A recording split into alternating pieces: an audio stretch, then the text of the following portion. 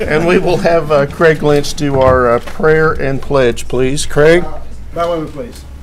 Heavenly Father, we thank you for this day and the blessings this day will afford us. We know we'll be blessed if we ask for your blessing. We will. And we thank you, Heavenly Father, for the holiday weekend we just came off of, the Memorial Weekend, that so many lost their lives just so we can stand here in this room today in our country, in a free country, in a free meeting without fear of any kind of harm to us. And we thank you for that, and we just thank you that we take time to remember people that saved us. And we pray that you'll just be with us in this meeting and our deliberations, and be with us and give us wisdom in our deliberations. In Christ's name we pray.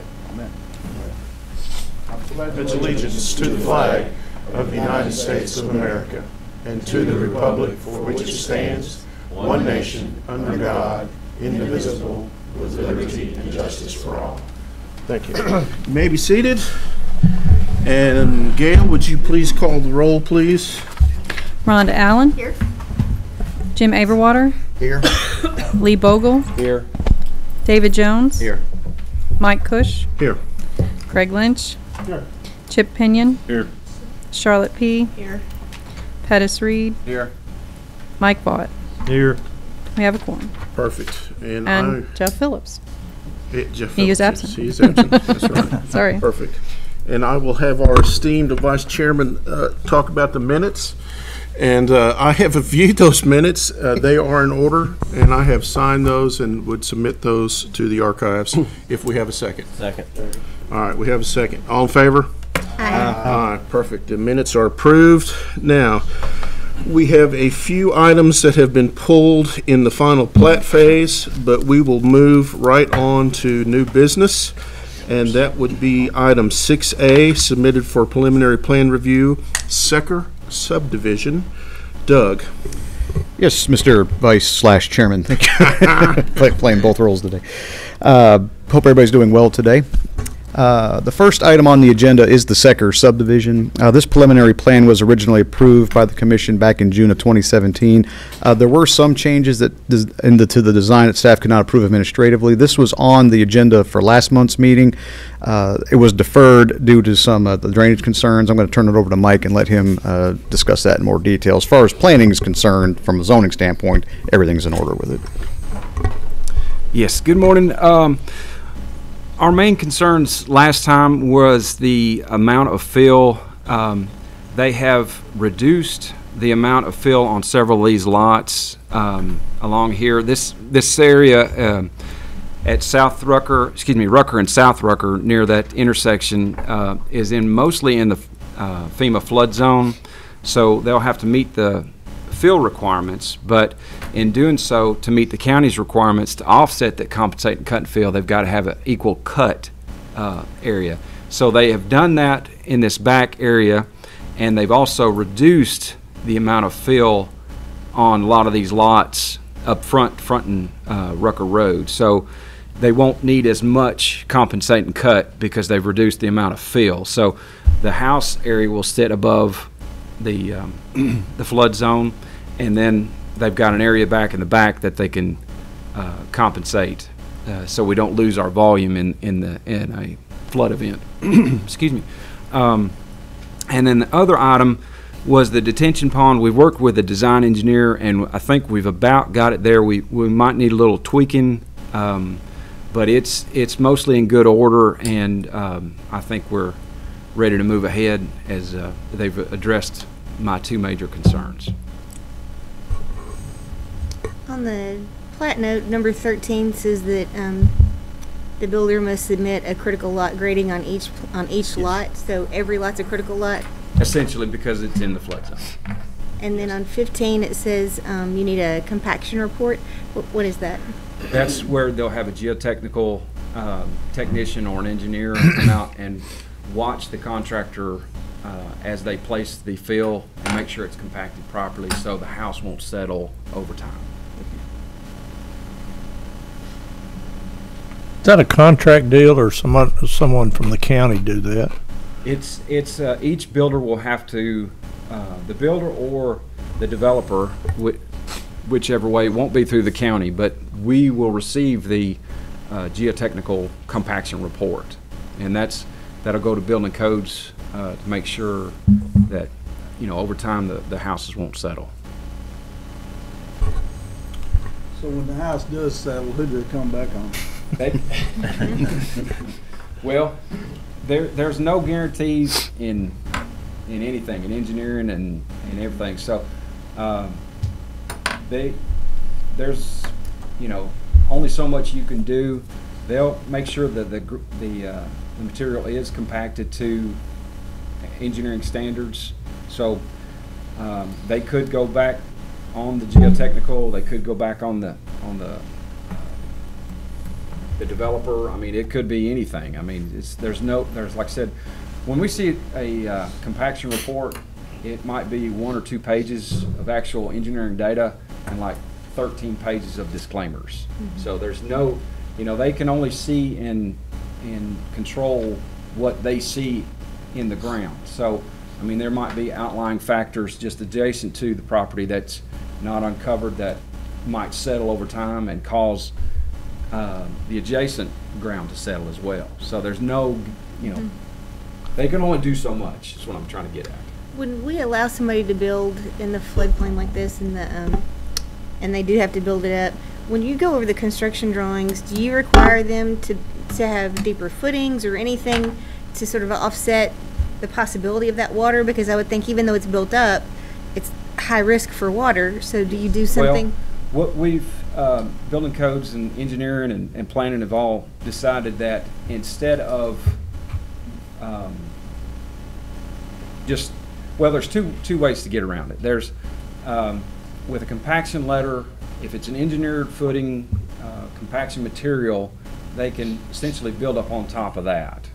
But if it's not, if this were another area that wasn't compacted to standards and we didn't have a record of it, typically what they would do is make them dig all the way down to virgin ground with a deeper footer, an engineered footer as well, with rebar and concrete and everything. It's going to be more expensive, but it's an either or kind of thing. I guess I was just thinking about the follow-up to Craig's point, which is how do we reduce risk? Well, we built to FEMA standards, but also the county standards, and the county standards are stricter than FEMA standards. So when we build in a flood zone, we typically the pad that the house sits on, that's crawl space, slab, anything, is 1 foot above a set base flood elevation. So you could see the line across here, this 638 is the 100-year base flood elevation. So when FEMA evaluates an area, they'll say, okay, statistically, they used to say 100 year, it's a 1% chance. Every year there's a 1% chance we can get a heavy storm and the water will rise to this elevation. So we build the pad that the house sits on is 1 foot above that. And that's to protect the crawl space, ductwork, HVAC units, everything. So the house is 1 foot above that base flood elevation as a freeboard. And then the finished floor is 2 more feet above that. So we're a total of 3 feet above the 100-year base flood elevation. So we're, the FEMA's not as strict as we are, but we hope we're protecting the community as best we can. It's obviously a great and growing business with all those sinking foundation commercials, the 3 or 4 that's on TV all the time. So with all the growth we're having, it's a good business. Yes, sir. It could be, yes, sir. Right. But, I mean, like I said, there are no guarantees. I mean, you could have a geotechnical engineer that's been in business for 30 years come out, evaluate your land, be on site as the property is compacted and filled and everything, and things could happen. The land we live in, the karstic terrain. I mean, there's no guarantees, and there, like I said, there's for a 2 or 3 page engineering report, there's 13 pages of disclaimers. Greg, I think if there's any consolation to it having built on both lots, I would much rather build on a lot that had an engineer do a compaction test on it than go out and build in a cornfield or clear woods or anything like that where you don't really know what you've got. That's where you get problems with differential settling. You have a good consistent pad that you know has been tested with heavily loaded dump trucks and that sort of thing to make sure that it's solid and it's equal all the way across. Walked in with a bulldozer. Sinkholes on the other one. Yeah. So, as being in the flood zone, each house will be required to do a FEMA elevation certificate. We'll have to get a registered land surveyor, and what we're doing now is we're checking the elevation, make sure the pad's built up at the foundation stage, at the framing stage, and at the final stage. So there's 3 checks essentially that they look at and make sure the house is above the flood stage. And these individual lot grading plans will help us determine, we'll see the house on there, the driveways, sidewalks, and make sure that's all above so the residents can get in and out to their house. I make a motion to approve. All right, we have a motion. We need a second. Second. We have a second. All those in favor of approval of Secker subdivision, say aye. Aye. Any opposed? All right, that motion passes, and that is 17-1012 Secker subdivision. All right, item 6B is now, we're getting into the meat of the final plat approval. And just for the record, number 3, Maribeth Meadows, has been pulled. Number 6, the Welcome subdivision, has been pulled. And that is it for final plat approval. But I will tell you that for site plan approval, C number 2, Sulphur Springs Market, has been pulled. So if anybody is hanging around for those 3 items, those will not be discussed today. So moving along, Cook Family Investments Subdivision 18-2032. Doug, I'll let you go ahead and explain the particulars on this 2-lot property. Yes, sir. Thank you. As you stated, the applicant would like to subdivide this property into 2 tracts. Last month, this was going to be on the agenda. At the time, it was actually shown to be 3, but after looking at it, the soils and everything that were at issue with this particular subdivision, they ended up going to 2 lots. They thought it'd be a easier way to go than trying to get 3 out of that. This property may look familiar. It was actually granted a waiver for the fire hydrant requirement, back at the Planning Commission's October 23rd, 2017 meeting. There is a letter from CUD that we do have on a file for that as well. They have reduced the number of lots. After looking at this during our review, we had several items. They have addressed those items. As far as we're concerned, this plat does appear to be in good order. So with that, we'll be happy to answer any questions you may have. All right. I'll open up for questions. I have a question about the right-of-way back to the lot. 50-foot road width, then it goes back down to 26. Yes. Is that standard on the distance from the... For a flag lot, that what they're showing there is allowed. There's not a specific distance that it has to be 50 feet when it comes to a flag lot. Now, if it was a specific, like a access easement, you have to be 50 feet the whole way. That's what I When was it comes to thinking, yeah. when it Okay. comes to flag lots, since it's actually part of the property, they can have the 50-foot of frontage, taper it down as narrow as 25, and then until it opens up in the back like it's doing. So what they're showing there is to code. Thank you. Anything else on the Cook Family Investments? Mr. Chair, I'll make a motion to approve. Thank you. Looking for a second? Second.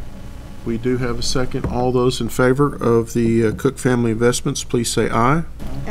Any opposed? All right, the ayes have it. Moving on to the Donna Cook subdivision. This is 18-2048. This is 1 lot, zone commercial services, approximately 2.5 acres. Doug? Yes, Mr. Chairman, thank you.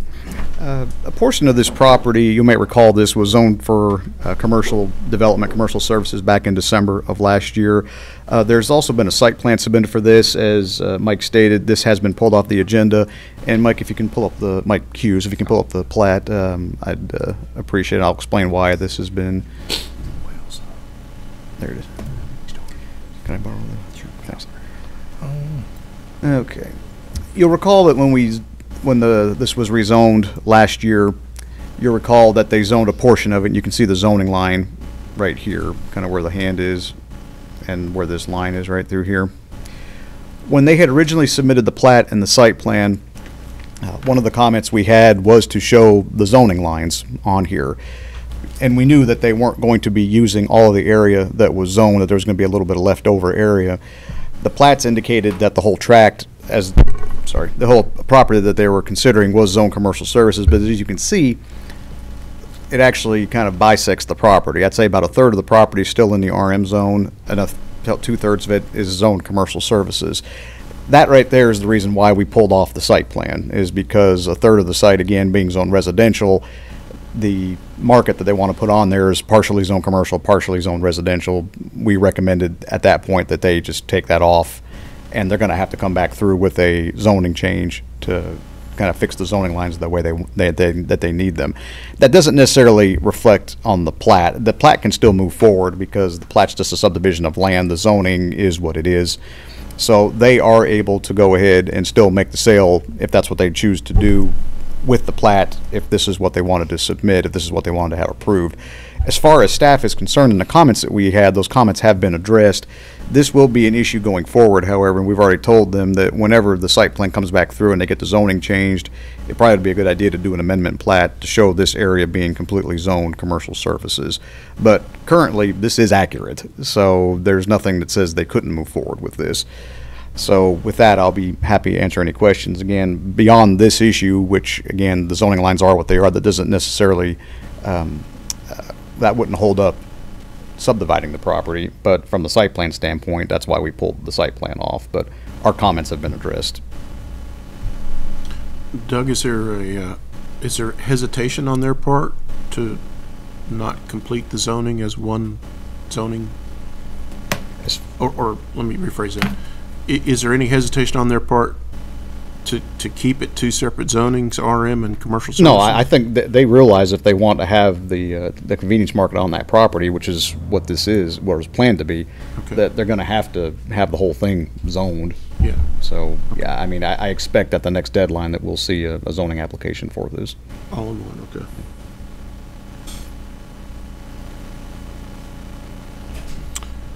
Questions and comments?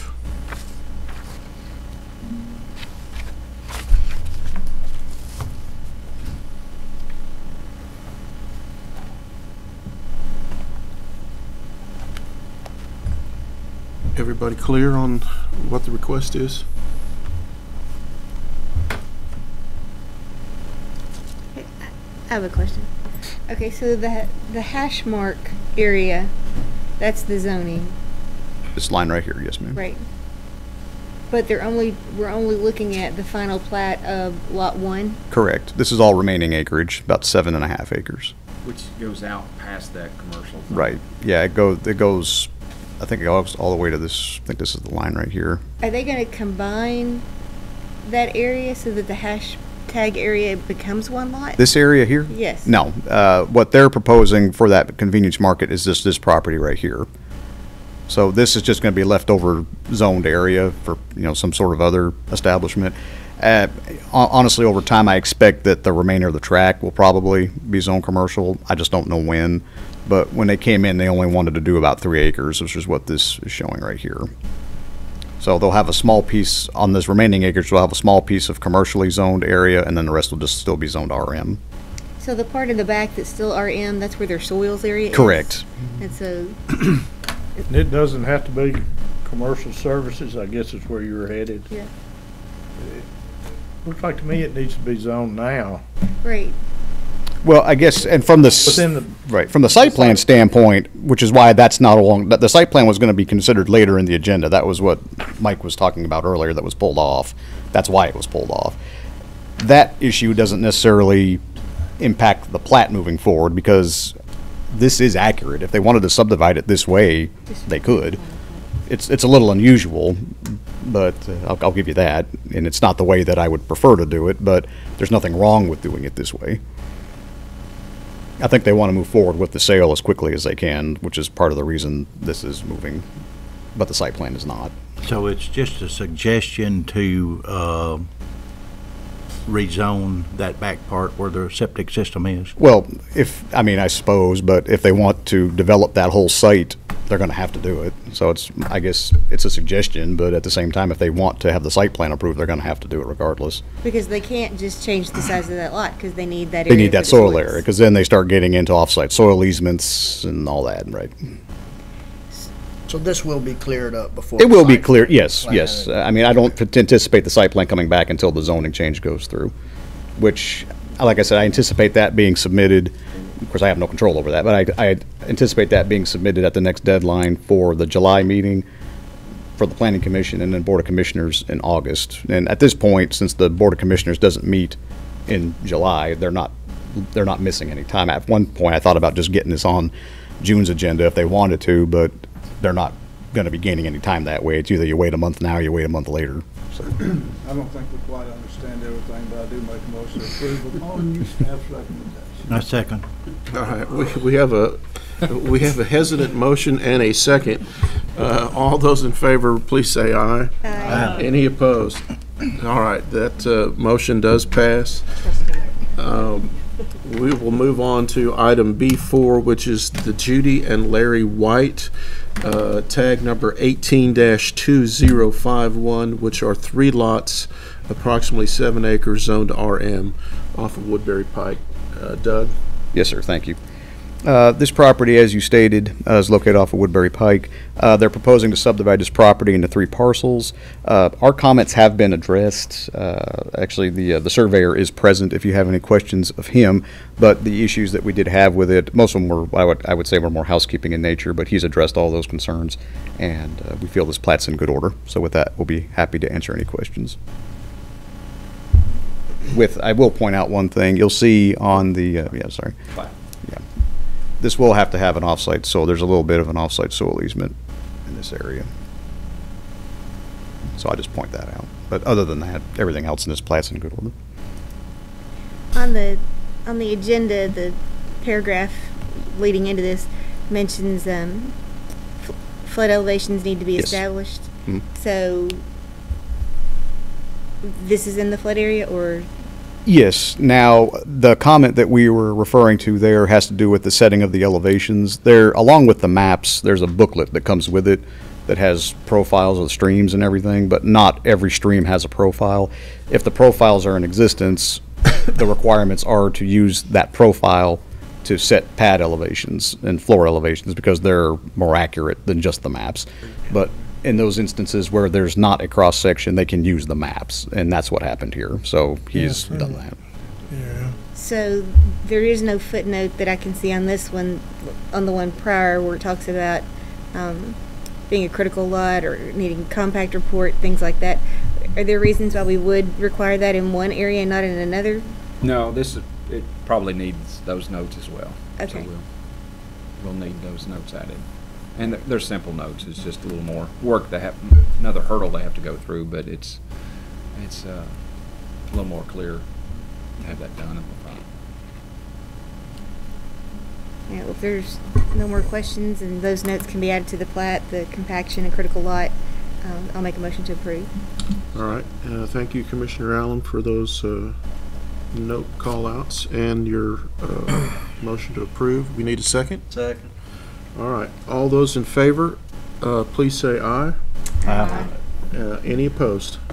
All right, that motion carries for this property. We will move on now to 12 Corners. This is Section 2, Phase 1, project number 18-2052, 41 lots located on approximately 18 acres, zoned RL, located off of Saturday Drive. And RHB LLC is the applicant. Doug. Yes, sir. Thank you. The preliminary plan for this section was approved by the Planning Commission back in June of last year. This final plat is consistent with that approved plan. We did have a number of comments on this plan, or plat, I should say, after our initial review. all those comments have been addressed. We only had one other comment during our second review, and that comment has been addressed, as well as to add a note regarding repair and maintenance of improvements in drainage easements like landscaping, driveways, mailboxes, etc. So that note has been added. You can kind of see it on the screen there. It's note 20. So with that, this plat is in good order, and we'd recommend approval. All right. Any questions for staff?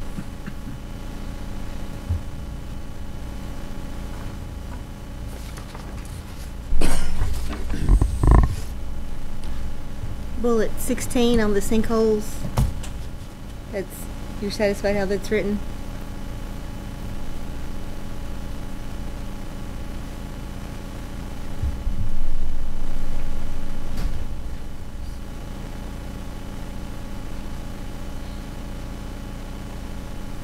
It just feels like it's just written a little vague for me. It says, you know, shall be subjected to an investigation. Just makes it sound like we'll see. Should we put must? I'm just asking you. Oh. I don't know what the proper language should be. Right. These are subject lots, because during the construction plans phase, there were some depressions that we want investigated by a geotechnical engineer. Yeah, just so long as we you're- can work on the wording on that. But typically, it's if there's a lot that has an area of interest that we request that they have a geotech do a report on that. Does staff go out and investigate that prior to, or do the engineers point that out to you as when they first bring in the plat? A lot of times we'll see stuff on the construction plans. We also see it out in the field. We have construction inspectors on site, and they'll come in and say, hey, we've noticed a few sinkholes open up over here. We need to come look at it, and then essentially we'll say, yeah, that needs to be investigated by a geotechnical engineer. So I'm not a geotech, but we rely heavily on geotech, third-party geotech reports. But you can trigger those investigations Yes, along the way yes. as If well. If it walks like a duck, sounds like a duck, it probably is a duck. So we usually have a engineer look at it, a geotech. I'll make a motion to approve subject to all staff comments. All right, we have a motion and a second. All those in favor of approval, please say aye. Aye. And any opposed? We have a unanimous for 12 Corners. So we are now ready to move on to Timber Ridge, Section 4, 18-2054. These are 5 large lots on approximately 8.5 acres, zoned RL, located off New Zion and Midland Road. And David Mitchell is the applicant. Doug? Yes, sir. Thank you. As you stated, this property is being subject to a 5-lot plat. All lots, as you stated, are an acre or larger, consistent with the zoning of the area. Most of our comments have been addressed. We did have a couple of things that we did want to bring up just after reviewing. One of the comments we had to do with the fire hydrant location. Now, they are showing proposed fire hydrants along Midland Road and also on New Zion. However, we would ask them that they also show the water line and the size of the water line in that area. Also, the culvert under Midland Road, they need to show he does. Okay, so that's shown on there. And then there needs to be a note added to the minimum pad chart as to the reason for it. Really, it's just for local drainage concerns, so they can just add a little note to that, and it should be fine.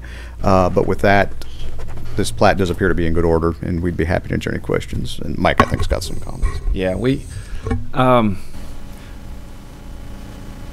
if you see note 17, driveway culvert to be a minimum of 7 48-inch CMP culverts.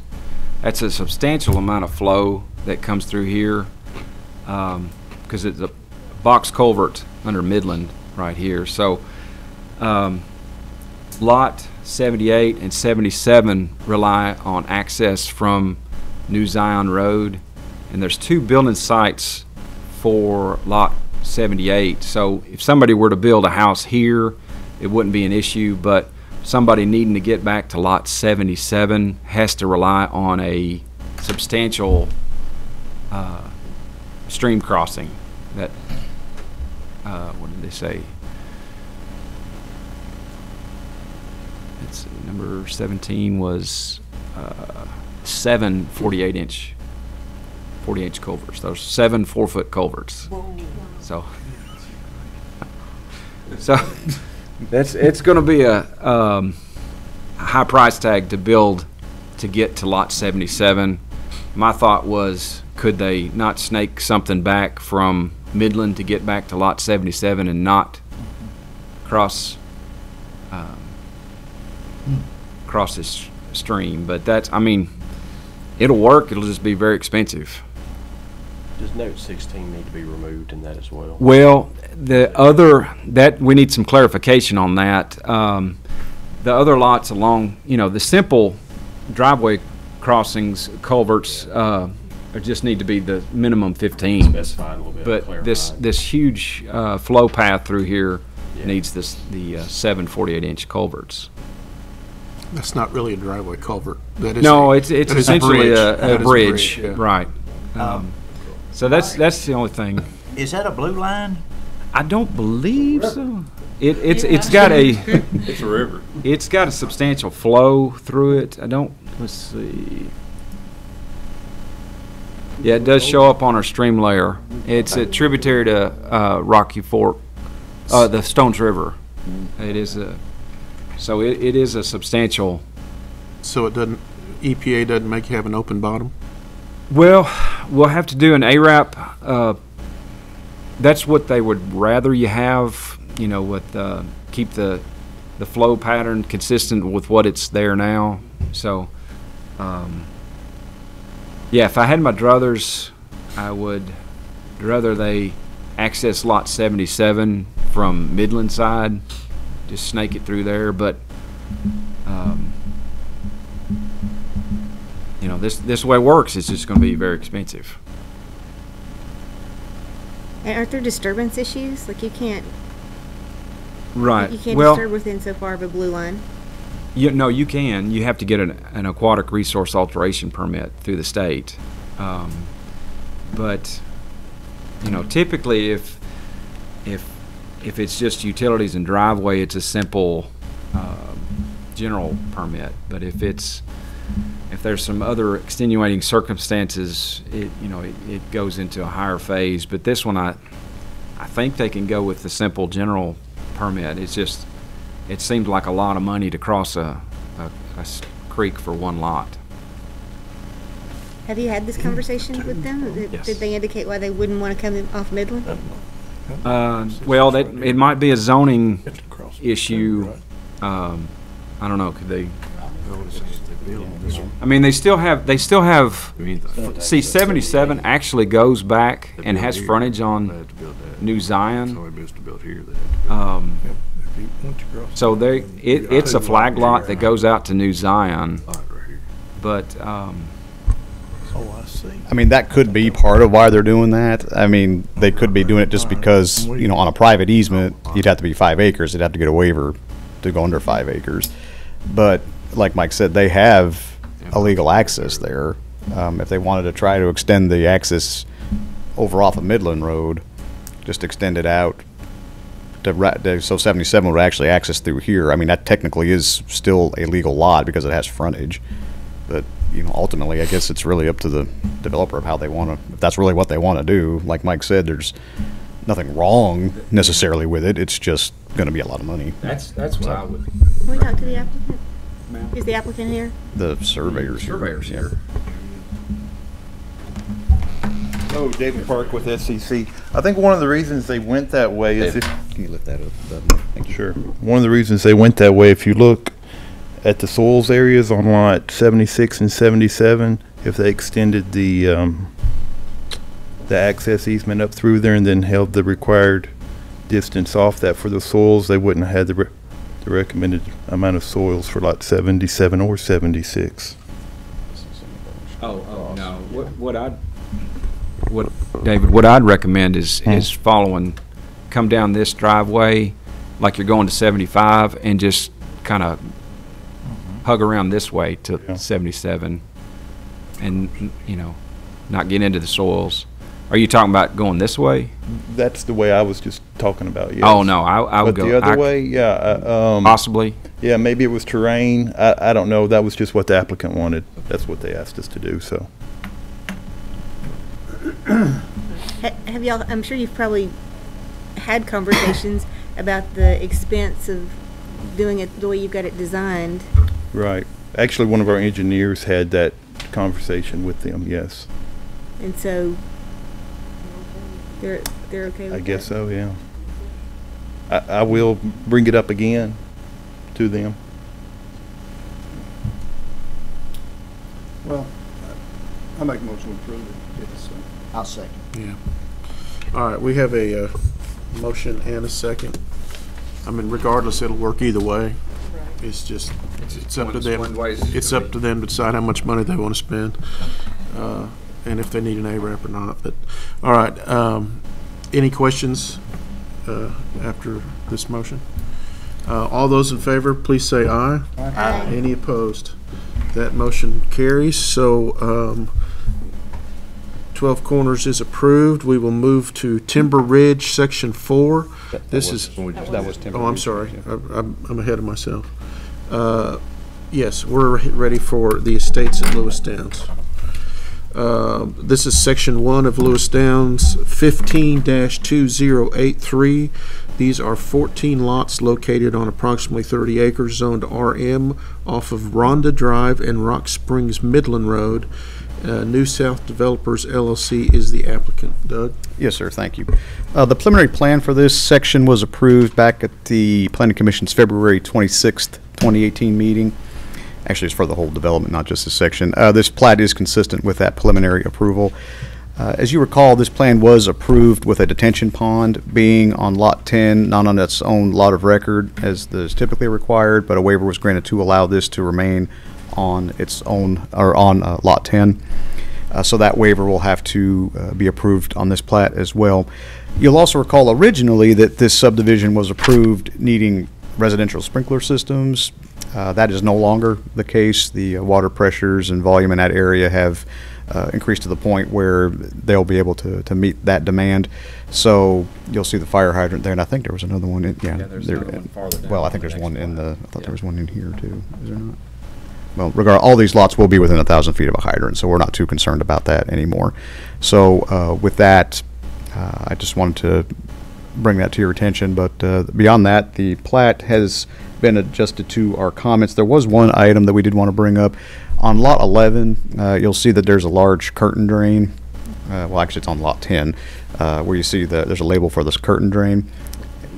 The easement goes through, right, the easement just needs to be labeled that it serves Lot 11. So that was really our biggest concern.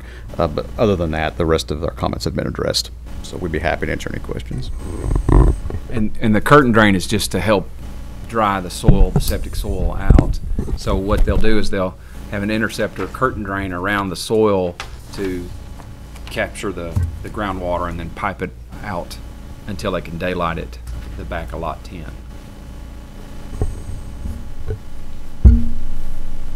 Any questions for staff? Drainage is good, Mike. I know, I know part of this area can be low. Yes, sir, and they do Plant. have a pond. This is roadside ditches that go to this big pond in the back, but it is constructed. We have as-built on that, so they're pretty close to releasing lots on this one. Doug, these are gonna be septic, right, and no HOA? Correct. There's going to be septic, that's correct. And yes, I don't think there's going to be an HOA with this, or, well, it's on its own lot, remember? Oh. Yeah. So I think they've got a note to that effect. But, what else was I going to say? The, right. So that's, yes, to answer your question, yeah. Sufficient easement, I'm sure, in place to access the retention pond. Yes. Yes. There's 30-foot back to it, which is adequate for the drainage in the driveway area. And the owner of lot 10 will have to maintain the mowing and all that. Yes.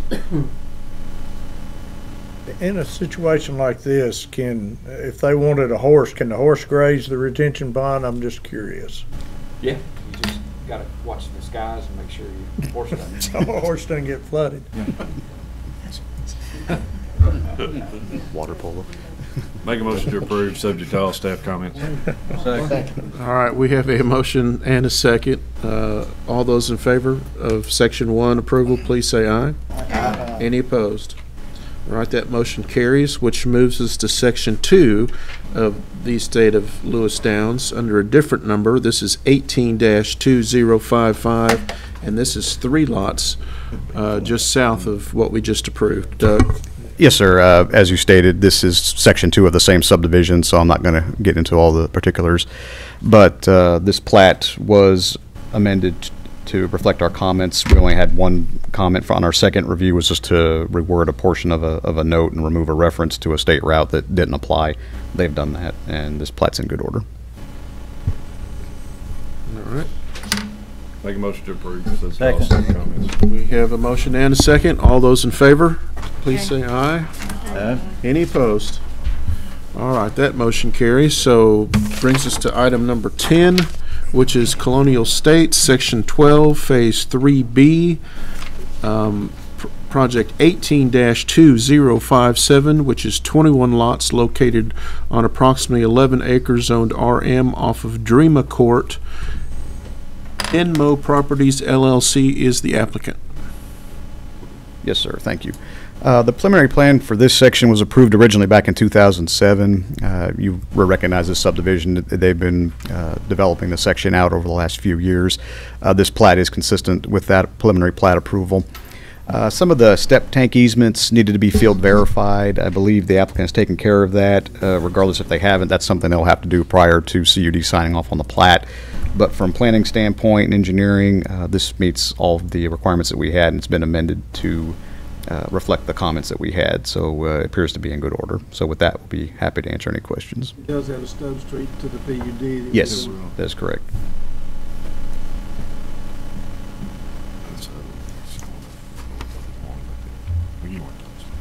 Motion to approve, subject to staff comments.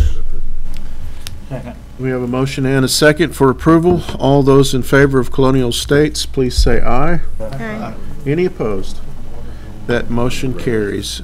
So this moves us into our loan site plan approval, which is a communications tower that's called SCI Towers Monopole, Project 18-3010, which is a 195-foot communications tower, and the shelter located off of Veterans Parkway, and SCI Towers is the applicant, Mr. Demosi. Yes, sir. Thank you. A special exception was granted for this tower location by the Board of Zoning Appeals back in, I guess that's last month, April 11th of this year. The site plan is consistent with that approval. Really just some minor comments on this site plan. Those comments have been addressed. This site plan is in good order.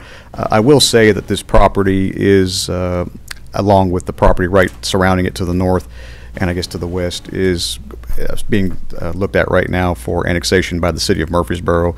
Murfreesboro City is aware of this cell tower approval. That's going to be the location for a new elementary school, that larger area that Mike's highlighting in that right there. So with that, I'll be happy to answer any questions.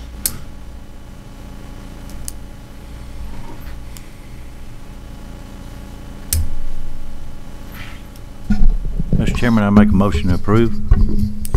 Second. All right, we have a motion and a second for the approval of the cell tower. All those in favor, please say aye. Aye. Any opposed? So this motion carries. So this brings us to old business. Doug? Yes, sir. Thank you. Just one item to discuss today, and that is in regards to the rezoning application that we looked at last month along Rucker Road, the Rucker Landing subdivision. You'll recall during the discussion portion of the public hearing, we discussed the possibility of the applicant looking at adding sidewalks to the development, placing some specific language into the pattern book regarding the HOA for the development, as well as for the proposed road improvements that were identified in the traffic study that they had done. Since that time, the last couple of weeks, the applicant's been working to change the design and some of the things that had to be done in order to accommodate the sidewalks. Larry Gilliland is here. I believe he's got a board with him, so I'll turn it over to him for just again, kind of let him give you an overview of the changes they made, and then we can discuss further from there.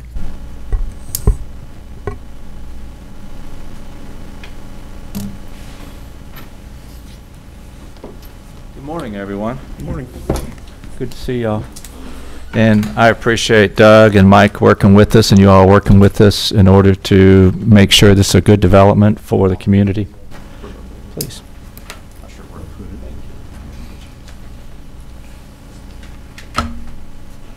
Really, the board that we have is what you see in the amended pattern book probably in front of you. And we had a busy 2 weeks after our last meeting. We went back to the drawing board and tried to incorporate some of the recommendations that you all made, some of the changes that you thought might be appropriate, and we feel like we have addressed most, if not all, of those. One of the largest concerns I think that we saw was the addition of sidewalks. We did include sidewalks on one side of the road to get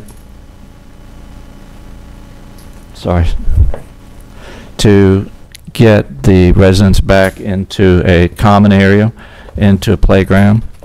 There was also a question of parking on the street. So we did also add 2 more parking areas and increase the parking as well.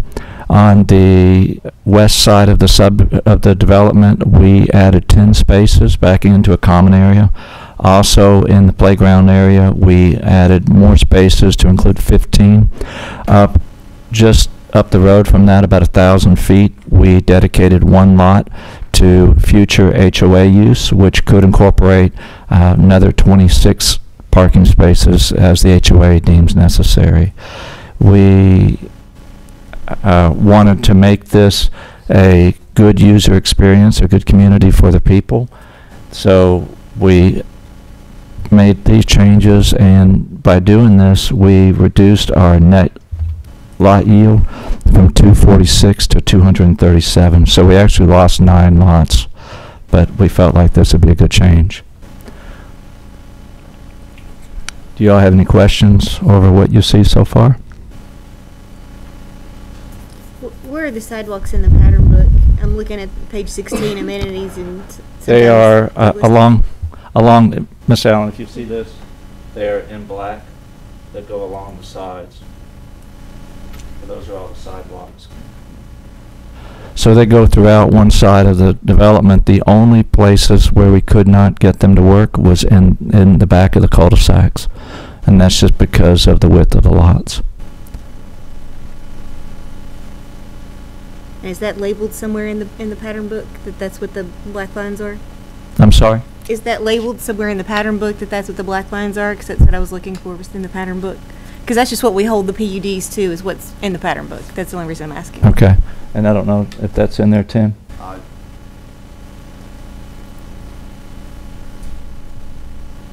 They're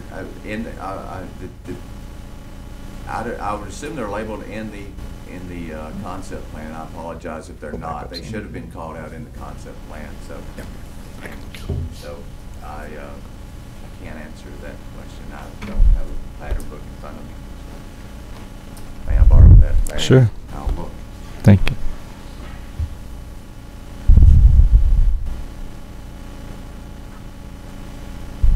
I want to say thank you for making these changes. I always hate it, for a developer whenever you lose lots, but I do think you've enhanced the project overall by making those changes. So I appreciate you working with us on that. Thank you.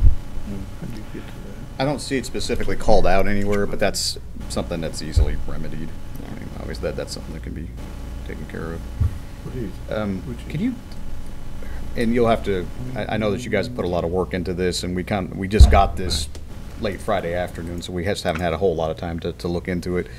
But can you talk a little bit about Linda Sullivan and I, who's one of the engineers working on this project, talked about the step tank and the setbacks and the road alignment and different things. Can you?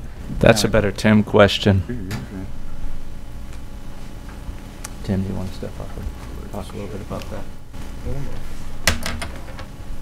I'm sorry, Doug, can you be a little more Well, specifically, when Linda and I were talking, of course, I know with the sidewalks, you guys were struggling a little bit trying to make the step location, the step tanks and everything fit on the lot with the increased setback. There was some talk about possibility of offsetting the road in the right-of-way a little bit. I don't know if Linda had mentioned that to you. She did mention that to me. And we didn't really have a lot of time to flesh that out, but Mike and I talked about it briefly before the end of the day. We got some concerns about that, so I kind of wanted you to maybe look to elaborate on that some. Well, Linda brought that up as a concern with regard to CUD's desire for a deeper setback with regard to getting everything, making it all fit. Once you take that sidewalk out of the lot, you really condense the area for the septic tanks. My personal recommendation to Larry was not to try to center all the improvements in the right-of-way, but to maintain the roadway as the center of the right-of-way. That I just think it makes for a better plan. So at that point, we just need to try to make sure we can accommodate CUD's desire for that front yard. So that would be, so I don't, personally, we would rather not try to center everything within the right-of-way. Does that make sense? I mean. So you're saying you want to keep the road centered in the right-of-way? Correct, correct. Keep the roadway centered, okay, which I presume is what you would prefer to have as well. Yes. Just from a layout perspective, roadway perspective, survey perspective, right. Any way you look at it, that makes more sense. Right. Very good. We just want to make sure we're all on the same page. Right. Okay, thank you. Alan, your thoughts on this? Have you seen this, and is it doable? I have not looked at it personally. I know Brandon and Brian met with Linda and talked about the concerns of trying to fit everything in those cul-de-sac areas, and it is extremely tight. I think we're waiting for a proposal to come back from them, showing that they can make it work. Well, that. Maybe without the sidewalk in the cul-de-sac, that's the tipping point there that makes it work. That was, that was a lot of what happened with the lot yield. The loss of the lot yield wasn't just the giving up of the parking spaces and things, but it was in the cul-de-sacs in particular. We had to widen the lots, and we lost, every cul-de-sac lost a lot simply because of that space that's required. So I know we've worked out most of that, but there was still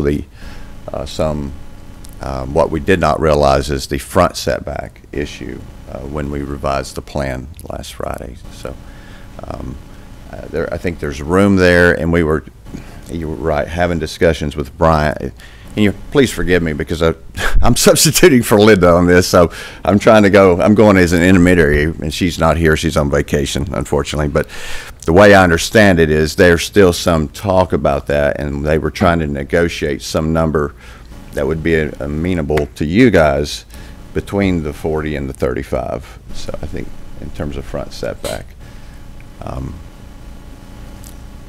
But we're certainly willing, I mean, that, as far as I know, is the one single issue that's still out there that we're trying to work through with CUD.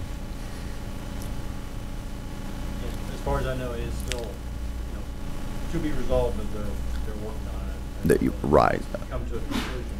So it was unfortunately, again, that came up after the plan was already resubmitted.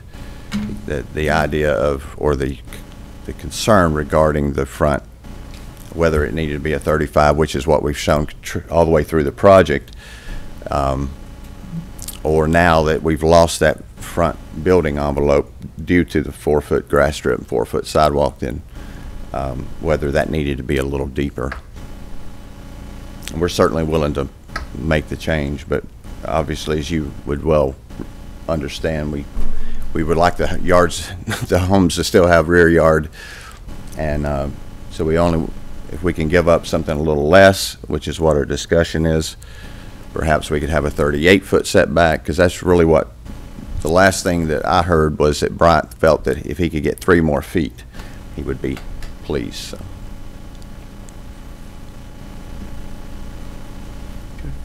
But is there, I mean, whatever you guys feel like we need to do to try to move forward, we'd be Well, happy to. I'm certain they'll come to resolution with CUD because the neighborhood won't happen without CUD.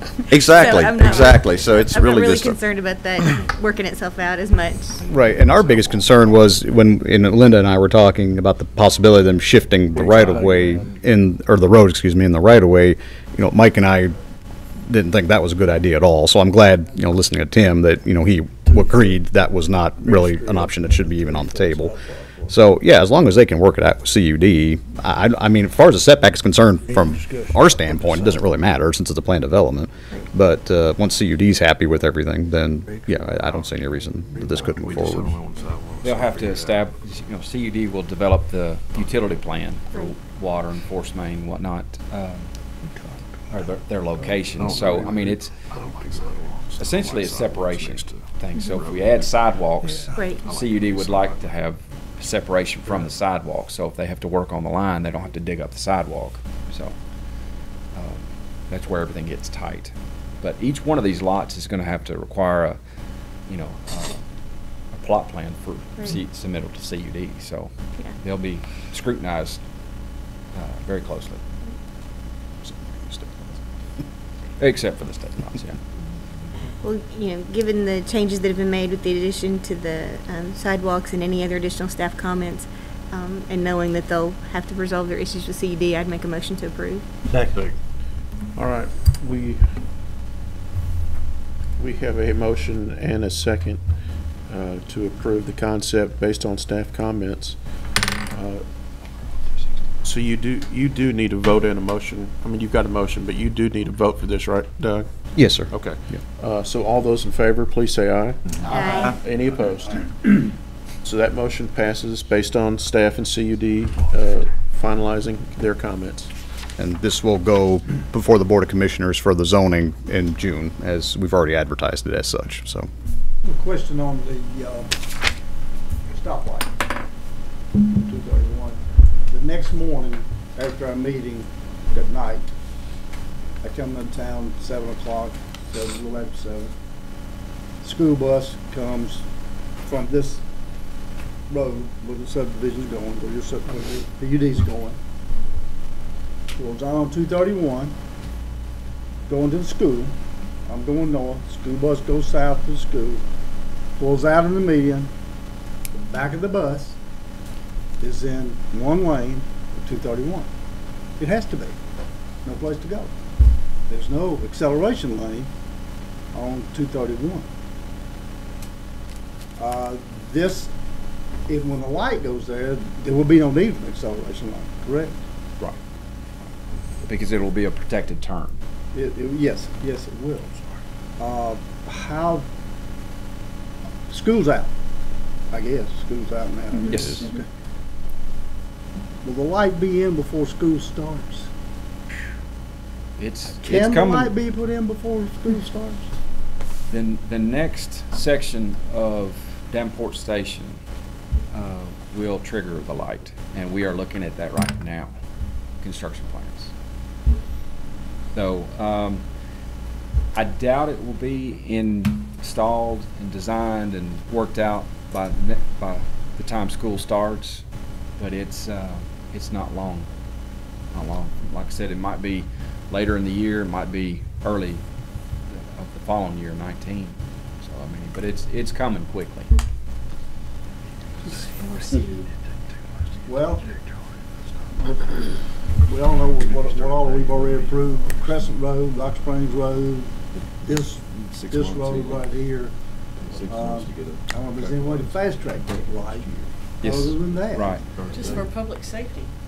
Right. I mean, the road's just neck and neck now, and for school safety, 3 months is time to build a street light up. I mean, you got to do it. Right. Well, there's several hurdles. I mean, this is, I know, it's all money. the developer, the county, and then TDOT. We've got to coordinate everything with TDOT. So, so it's going to take some, working out coordination and everything to get all the parties, satisfied with the design, with changing speed limits, I mean, there's all kinds of factors that will have to go into this. Yeah, I guess what you're saying, hanging the lights is I can hang the lights. Chip Mike can hang the lights. The paperwork is the hang. Yes. The coordination, You're employed. I know it. the review, yes. Is there any advantage, I mean, given everything that Craig just said, is there any advantage to asking the county mayor or somebody above us to make a phone call to TDOT to say, we need this fast tracked? Yeah, we need it. I'm just asking. I don't know how that works. I don't work with TDOT, but I'm just curious. Sometimes it's just a matter of, you have not because you asked not. So right. Who do we ask, and who do we get to ask? The mayor would be a good person to contact somebody at TDOT, because they contact, they're in contact all the time. But I mean, yes, a phone call to the right person would help a lot. So Doug, can you request that of the mayor then? We can talk to the mayor about that. Yes, ma'am. But I'm not sure if they've got the final design to submit to TDOT just yet. Right. When we reviewed Davenport Station, they said Section 4 will trigger the connection to Rucker and 231 with the traffic signal. They've submitted Section 4, and they've got Section 4 will be like 200 lots. So we're saying, yes, you need a traffic signal right now when you start on this Section 4. So I don't know if they've progressed that far into the design of the traffic signal, but it's something that we will require with the approval of Section 4. So that's the developer, right? The developer will submit that plan to TDOT for the... Right. We'll review it and look at it on our end, but TDOT is the final authority on that. So it wouldn't hurt, Rhonda, to get the developer to start push in a little bit, see if he can start getting his plans together to have them ready. So yeah, it's not worthwhile to have the mayor call anybody if the plan's not ready. Right. So maybe you have a sit down with that developer. Right. And ask the mayor to attend. I mean, just again, the more information he has, the better armed he'll be getting the request granted. Right. So, but yeah, if you could facilitate that conversation at least and just get us moving in that direction, I think that'd be great. Yes. And it might be something like we did at Holton Concrete, where they have an acceleration lane. Even a temporary because large solution. trucks have to, have room to pull in and then merge to 231 traffic when they're heading south. So It's a very good design. That's good. That's very good out there. Yeah. It sure is. But yes, we'll work with Mr. Gilliland and Dwight O'Neill with Davenport Station. Actually, they met, I think, right after the meeting the next day, and they kind of talked a little bit about that. But we'll need to sit down with them and talk about timing and whatnot. And while we're still under other business, we talked about the billboards along Veterans Parkway and that area. Have we made any progress in that, in researching what our options are? Well, I mean, Mike and I talked about that a little bit. We're going to reach out to the city. We haven't had the opportunity to do that quite yet. Quite frankly, I know the bubble's been burst already to a certain extent because we're already seeing them. But, again, from our standpoint, it's really not an issue because we don't allow them anyway. Unfortunately, I don't know what the temperature is of Murfreesboro, if they don't want to see them or if they're just going to kind of let what happen at this point. But we were just talking about that the other day. I plan on reaching out to them to set up something to talk with them about We that. have had two conversations with the mayor. Yeah. Mm-hmm. And I think it'd be wise to even broaden that conversation to the neighboring counties, because I just came back from Lebanon yesterday and I was just admiring again how pretty that drive is, and it may just be something that hasn't come up with them yet, or maybe they do have a policy. I don't know, but whenever you can have a regional strategy, it's far more effective than if it's if we just have our little piece that we can control. So I would encourage you to include. I don't know what part of that, if City of Lebanon controls any part of that, if that's all Wilson County unincorporated, I don't know. But I think on both ends, I think that whole spectrum of 840, if we could protect it, that's the best plan. That's option, you know, I think that would be the ultimate goal if we could protect the whole stretch. So I just want us to make sure that as we make plans, that we're bringing in those around us, because there's so much regional influence in everything that we do. And so I just don't want to be a silo, you know, and only looking at ours, and it could just be it's not on their radar yet. So again, you have not because you ask not. So let's just ask. You know, what is your thinking? What is your policy? What, you know, what is are your feelings on this? Because we're thinking this stretch would be better with no billboards. What do you think? They may say, like you said, we don't care, you know, bring them on. Or they might say, you know what, we hadn't thought about that. So if you could have that, just broaden that conversation, I think that'd be great. Lee, is there anybody besides Paul Deggs, who I know, is there anybody we can chat with at TDOT about maybe reclassifying 840 as a scenic? Beautification would be the only one. Sean Bible's Bible, office. yeah. We've I had- think you've I've- talked with I them have. before. Yes, sir. That's where that would get initiated from. Okay. Sean Bible? All right. Do you have any staff reports? No, sir, I do not. When is our next meeting? Our next meeting would be, I believe it's June the 11th. Yes. June 11th. All right. I have a question on staff. Any progress on your software? Yes. We've got the contract from one of the vendors. There's, 2 or 3 that we're looking at. We got the contract from the first. We're looking through it right now. Of course, we've got the funding in place, so things are progressing on that. We're still waiting for the contract on one, really the big one, the OnBase, which is the plan, actually the software that we would use to review the plans and everything. But yeah, we are moving forward. We've already got the first contract that we're reviewing on that. Do you have a ETA for implementation, or? At this point, no. I would imagine within the next few months, what'll happen is we'll have a sit-down meeting as soon as all the contracts and everything are signed, and then that's when we'll flesh out how we're going to move forward. The proposal they sent, we're looking at probably about a year, if I remember right. I mean, that would be for everything. It's not going to be a wake up one day and boom, the whole thing's in place. There'll be pieces added here and there, as it'll be kind of a gradual implementation as we move forward. But I'd say over the next year is what we'll be looking at for a time frame. It'd be great if you could keep us updated on that, because I'm excited for you to get it. Yeah, well, we're very excited to get it too, so thank you. All right, and just, that is a 6 o'clock meeting on June 11th? Yes, correct, that's Doug? correct. All right, I have one last question, and Josh may want to chime in here. Doug, I'd like to make a request that you guys reach out to the city, perhaps Chris Griffith, Gary Whitaker, and see if they would meet with all of us or a handful of us to chat about what they do in terms of developers and the frontage property, because I know developer puts in funds for, I think, their half of the street. I just want to see what they do.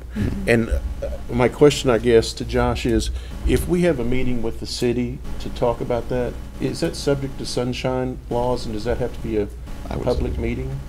Or can city officials and county officials chat amongst themselves? It'll depend on who's in the meeting. Okay. So I think if you're going to have like a joint meeting that includes planning commission members, for example, from the city and the county, you probably need to advertise it. So we need a If you're 30-day talking about notice? Doug and Mike and me and counterparts or something in a meeting, it would be okay. If there's going to be 2 or more of you in the meeting, I would probably advertise it as a public meeting, just to avoid any question about it. Okay, even if it's not during a public meeting set time, if it's off-site at some odd time, it still should be advertised. Notice is the issue Okay. for any public meeting, and so as long as you've given notice, even if it's at an odd time, if there's any chance that you have 2 or more officials who could be arguably deliberating toward any sort of decision, you're better off advertising it and letting people know that the meeting is occurring. Okay. How much notice is needed? A special, I don't think there is a time period for a special meeting. So I don't think the statute says. I probably need to double check that before we went with it. That would be a special meeting, and I think that as long as it's adequate, unfortunately, I think that's what the statute says, adequate public notice, so we could probably argue about what's adequate. I would think a week or something like that would be sufficient. And I think the goal would be, and they can, if they would like to come here prior or after a commission meeting, or if we want to just get a handful of volunteers of this group to meet with them on their turf, I don't Well, really care. yeah, and it really doesn't matter how we set it up. I was thinking if you want, we could have them maybe after our next meeting in this room, you know, as an item under other business. We can just have it on the agenda. It's already an advertised meeting. There's That'd no be fine. special And meeting. that would be 30 days at least, and that would Right. at least cover us from an Right, and we advertising. can have that as a specific agenda item, other business discussion with Murfreesboro city officials Okay. Regarding, but we can talk to them All right. about that, kind of So see that what would they. be, that would not be June 11th, that would be sometime. That'd be end would of that be the June. 25th, I guess, June the 25th? Okay. I guess that would be. 18th, no, 25th, 25th. Would you mind seeing if those two, or whoever you think would be appropriate, Yeah. could meet with? Oh, the absolutely, group? yeah. No, I mean, Gary and I speak, Yeah. I wouldn't say like every week or every other week, but I mean, we know each other well enough that Yeah, I can call okay. them up pretty easily. Yeah. We have quarterly meetings with the city to talk about projects anyway, so it's All right. unheard of. And then when are we going to start having our long-range Yes. transportation discussions?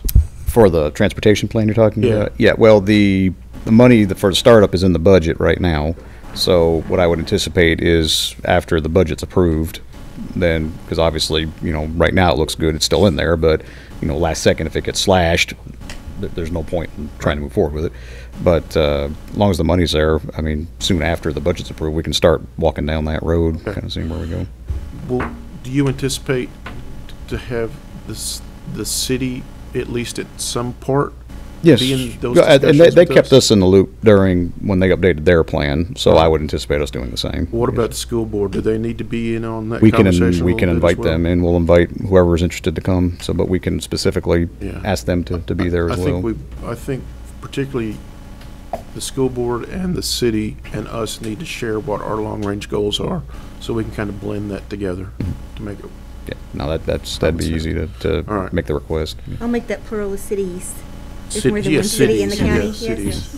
Yeah, very good. Thank you, Rhonda. Anything else? All right. Meeting adjourned.